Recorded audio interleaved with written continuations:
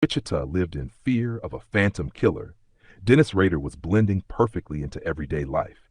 By day, he was a husband, a father, a church council president, even a Cub Scout leader. Neighbors described him as quiet, polite, the kind of man who'd lend you a lawnmower without asking for it back. No one suspected that behind the calm smile lived a man who meticulously planned each horrifying act of violence. To Dennis Rader, murder wasn't chaos, it was a project. And in his twisted mind, every project needed careful preparation. He kept a secret collection he called his mother lode, photos of his victims, hand-drawn sketches of bound women, even items stolen from their homes. He stored them in boxes and envelopes, revisiting them when he needed to relive the thrill. This ritual fed what he called his Factor X, an uncontrollable drive to hunt again. In March 1977, that hunger returned. Rader set his sights on Shirley Vian, a 24-year-old mother of three. On a cold afternoon, he tricked his way into her house by flashing a false story, claiming he needed to use the phone. Inside, Shirley's children played in the next room.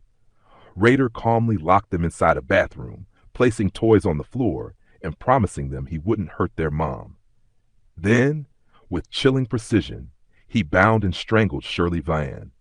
When he left, he carefully removed his gloves, wiped surfaces, and disappeared once again into the Kansas streets. Weeks later, he struck again. This time, his victim was Nancy Fox, a 25-year-old woman who lived alone. Unlike Shirley's attack, Nancy's murder came with a new level of cruelty.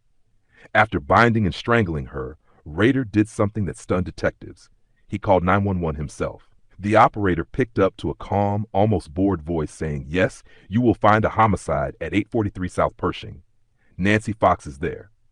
Then, a quiet click. The call lasted less than 30 seconds, but it sent a chill through every officer in Wichita. The killer was taunting them, playing with them, letting them know that he was in control.